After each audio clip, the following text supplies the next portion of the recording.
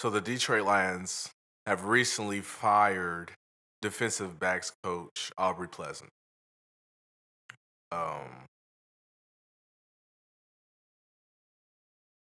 Before I even comment on the firing itself, I just want to say that I'm both ways with this, right? On the one hand, there has been minimal improvement in the defensive backs room, right? That's without a question. There's been minimal improvement there. But where has there been improvement?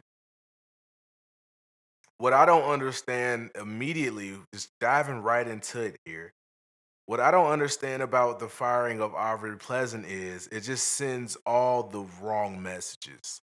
And I'll explain more, but this is just a classic case of the Lions showing that they are a failure of an organization. Sheila Ford just came out and let us know, hey, we're not going to fire Dan Campbell and Brad Holmes, but we're going to fire our DB coach. What are we what is the message that we're sending? Hey, guys, who in their right mind thinks that the Detroit Lions are a defensive back coach away from having a winning record? Oh, if we had an all-star, we can bring in a Hall of Fame defensive backs coach right now. Bring in Darrell Reeves, Dre Bly, I don't know, Deion Sanders. You can go get who you want. What does the defensive backs coach change? Nothing.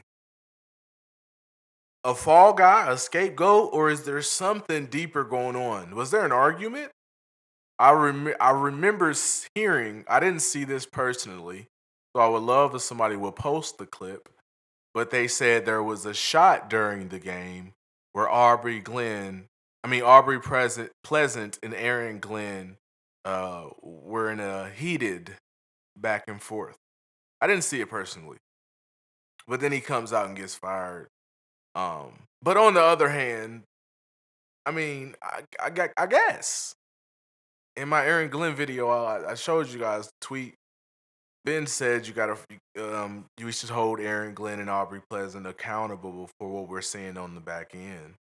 Um, the timing of this, all of this is just weird though, because Dan Campbell comes out and he says, we wanted to get physical with Tyreek Hill and Jalen Waddle. What?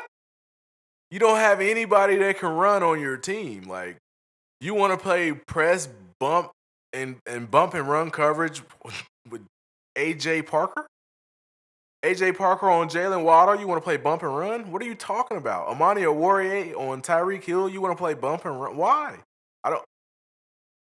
So that was stupid to even. You can't run with them. They beat you off the line. You're cooked. Anyway, um, I just don't get it. And then when you get to looking around, the Detroit Lions average defensive stats per game.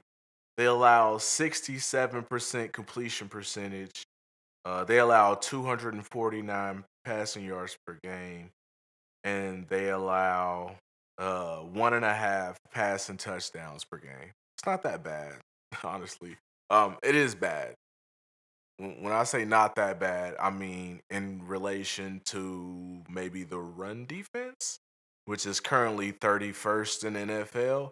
And we're giving up 163 rushing yards per game.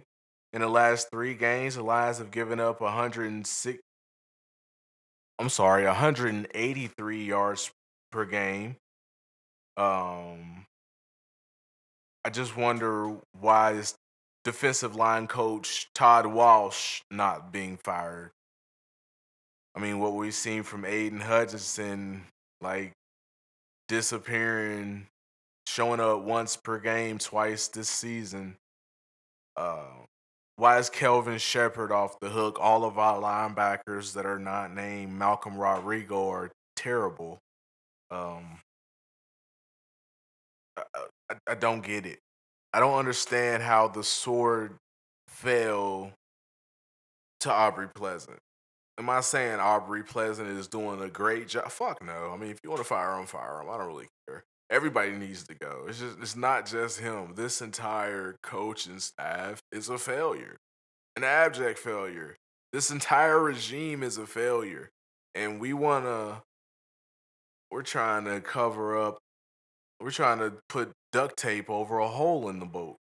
You know, the boat sprung a leak and you try and cover it up with duct tape. Okay, you gonna slow it down. The boat's still going under. That's all I'm saying. This boat is going under. And they found a fall guy. This is just pathetic.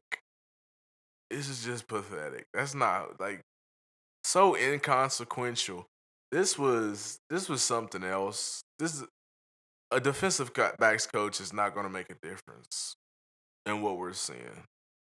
Now, if it was just straight up insubordination, where he's telling his receivers, don't come up and press these guys, give them give yourself some cushion so you can run with them.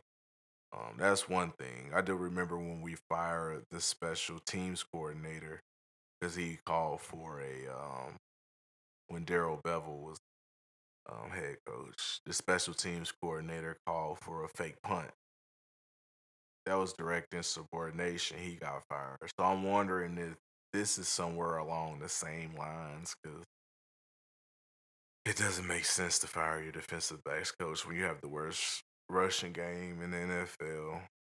You don't sack the quarterback. Like quarterbacks have all day to throw the ball. It's I don't know. Hey, how many coaches have to bite the dust before they eventually see that Dan Campbell's an abject failure? It's pathetic.